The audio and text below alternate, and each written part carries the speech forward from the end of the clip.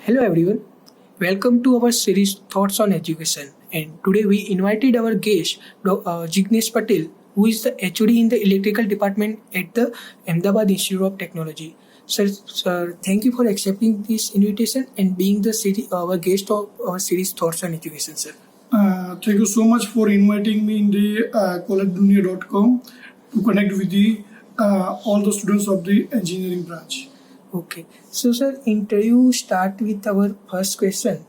Being the HOD of Electrical Engineering Department at the Ahmedabad Institute of Technology, how you see electrical engineering branch in present and in future, sir?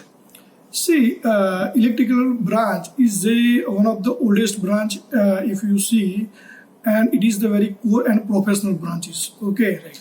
and it is the associate. It is connected with the many sub branches in the electrical engineering.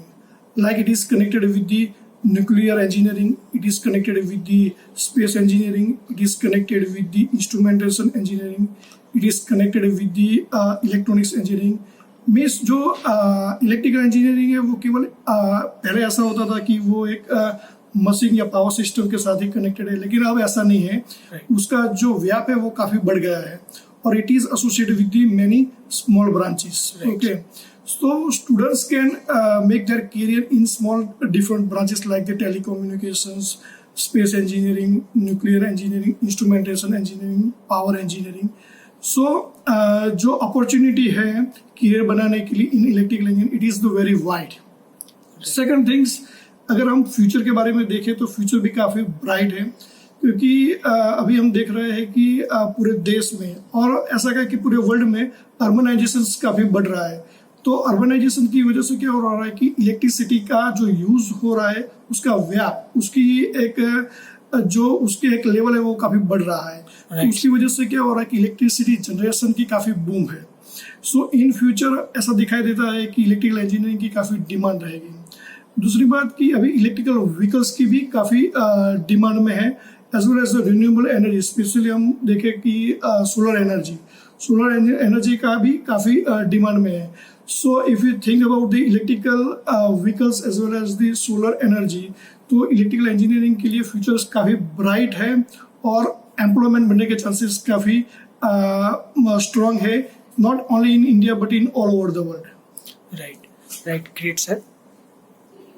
Sir, so moving to our next question, what do you see as the electrical department of the Ahmedabad Institute of Technology's greatest strength?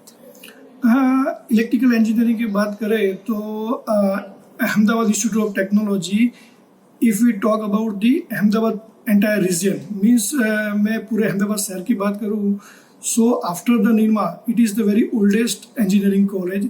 It is the establish since the 2004. Okay, cut करो, establish.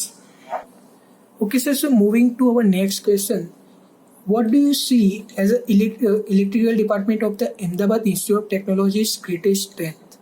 Okay. Actually, if we talk about the electrical department of the AIT college, so it is the very oldest department of the institute, because if we talk that this college is start and it is working since the 2004. Yes, sir. 2004 से ही ये college है और अहमदाबाद की सबसे पुरानी college में से एक है सेल्फ फाइनेंस कॉलेज में. निर्मा के बाद सबसे पुरानी कॉलेज है अहमदाबाद में, oldest college self finance college तो AIT कॉलेज है, और 2004 से ही इलेक्ट्रिकल डिपार्टमेंट रन कर रहा है. तो करीब आज इलेक्ट्रिकल डिपार्टमेंट के करीब 16 साल पूरे हो गए हैं, और केवल यूजी नहीं, इसके साथ हम पीजी कोर्स भी चला रहे हैं. So we have the UG as well as the PG, both the course we run in the AIT college. Second thing is that we have the 16 years oldest department in the AIT college. तो हमारे पास जो main laboratories है, like the power electronics की बात करूँ, high voltage engineering की बात करूँ, power system, protection, electrical machine, उसकी काफ़ी बड़ी लैब हमारे पास है, और मैनी पैसे हमने उस पर स्पेंड कर पूरी तरह से हमने हाई टेक्नोलॉजी के साथ उसने एस्टेब्लिश किया है. पीजी कोर्स के लिए हमारे पास रिसर्च लैब भी है, और स्टूडेंट्स के लिए हमारे पास कंप्यूटर की एक अलग सिमुलेशन लैब भी अवेलेबल है. ये लेबोरेटरी की बात है. मैं बात करूँ कि पर्टिकुलर इलेक्ट्रिकल डिपार्टमेंट के पास उनके डिपार्टमेंट की खुद की ओन लाइब्रेरी भी है, जो जनरली हम स्टूडेंट्स के लिए अलग अलग पर्टिकुलर सब्जेक्ट के लिए मैनी रेफरेंस बुक और टेक्स्ट बुक्स प्रोवाइड करते हैं स्टूडेंट्स को। Right. तो हमारे पास हमारी खुद की एक वेल डेवलप लाइब्रेरी भी है। इसके अलावा मैं कहूँ कि हमारे पास फैकल्टी की मैं बात करूँ तो काफ़ी एक्सपीरियंस और हाई क्वालिफाइड फैकल्टी है, और जो फैकल्टीज है ऑलमोस्ट सभी हाई यूनिवर्सिटी में से अच्छे स्कूल्स के साथ उन्होंने पोस्ट ग्रेजुएशन किया है, और कुछ फैकल्टीज हमारे पास डॉक्टरेट डिग्री की भी फैकल्टीज अवेलेबल है। इसके अलावा मैं एक्टिविटीज़ की बात करूँ तो जनरली इलेक्ट्रिकल डिपार्टमेंट में हम केवल टीचिंग पर फोकस करते हैं ऐसा नहीं है। जो सोशल एक्टिविटीज़ है, को करिकुलम एक्टिविटीज़ है, टेक्निकल इवेंट्स है, इसके लिए भी स्टूडेंट्स को हम मोटिवेट करते हैं, उन्हें एंकरेज करते हैं, और हम एक ऐसा प्लेटफॉर्म देते हैं जैसे जिसकी वजह से स्टूडेंट्स की जो एक नॉन टीचिंग भी जो स्किल होती है वो बाहर आ सके। तो इसके लिए हम काफ़ी एक प्लेटफॉर्म प्रोवाइड करते हैं टीचिंग और नॉन टीचिंग एक्टिविटीज़ के लिए।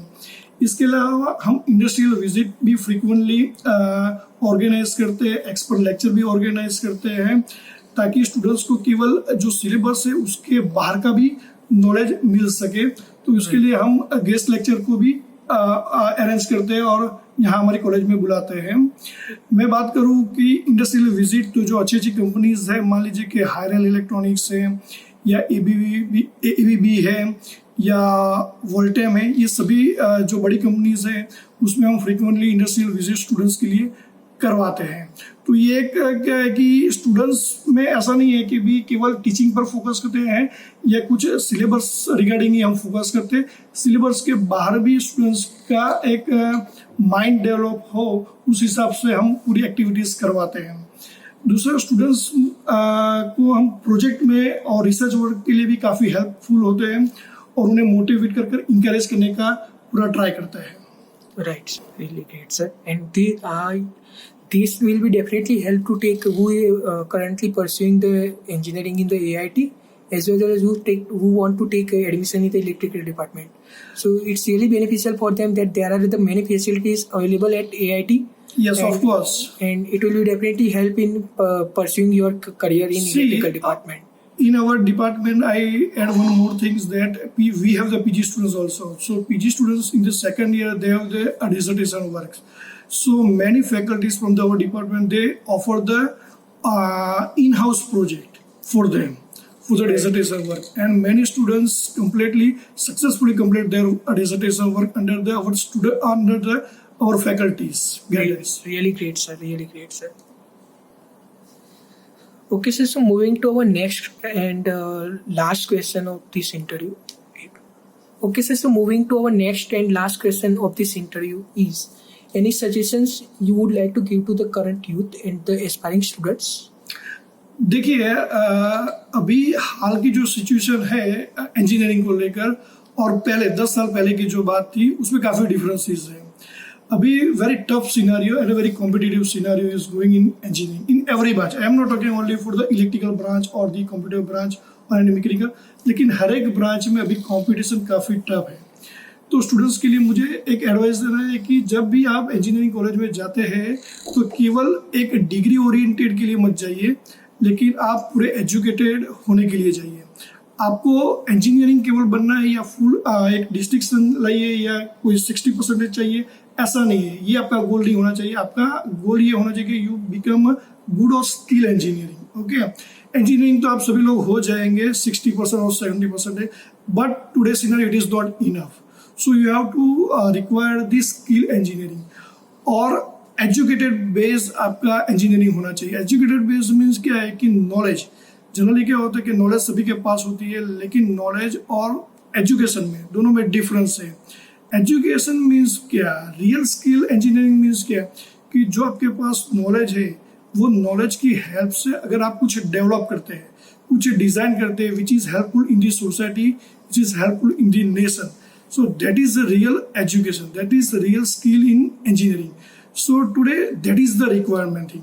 तो मेरे एक सजेशन आपके लिए ये है कि नॉलेज बेस मत रहिए, लेकिन रियल सेंस में एजुकेशन की ज़रूरत है, और एजुकेशन तभी हो पाएगा और स्किल इंजीनियरिंग तभी आप हो पाएंगे जब आपके पास जो नॉलेज है उस नॉलेज से आप कुछ डेवलप करेंगे, कुछ क्रिएट करेंगे, कुछ डिज़ाइन कर पाएंगे। So that is important things. दूसरी चीज़, कि केवल इंजीनियरिंग में ऐसा नहीं है कि आप टीचिंग ओरिएंटेड ही रहेंगे। ओके, क्लास में आते हैं, क्लास में से जाएंगे, जो सिलेबस है वही आप पढ़ेंगे और बात पूरी हो जाएगी। तो अब वो सिचुएशन नहीं है, क्योंकि अभी क्या है कि कंपटीशन काफ़ी टफ है। तो जितने भी इंजीनियर्स बाहर निकलते हैं, सामने काफ़ी कंपटीशन है। अगर मैं एक एग्जांपल दूँ कि कोई कंपनीज है, उन्हें 5 इंजीनियर्स की ज़रूरत है, तो अभी उनके सामने 100 इंजीनियर है। तो वो 100 इंजीनियरिंग में से आपको अपने आप को साबित करना है। तो वो साबित करने के लिए आपको कुछ एक्स्ट्रा भी करना होगा। आप you must be creative, you must be active. एक केवल आप क्लास में जाकर एक एग्जाम देकर अगर आप डिस्टिंक्शन लाते हैं तो वो नहीं चल सकता। आपके पास और भी अलग स्किल होनी चाहिए। ये कंपटीशन में आपको सर्वाइव करना है। तो ये चीज़ इम्पोर्टेंस है कि आपका डेवलपमेंट ऑल ओवर होना चाहिए, केवल एकेडमिक तक आपको सीमित नहीं होना चाहिए। Right.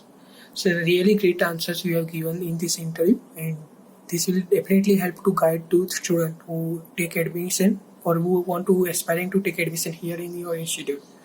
So sir, once again, so thank you from my side and from College Dunia for accepting this invitation, and it's really privilege for us for you being guest of our series Thoughts on Education. Thank you so much.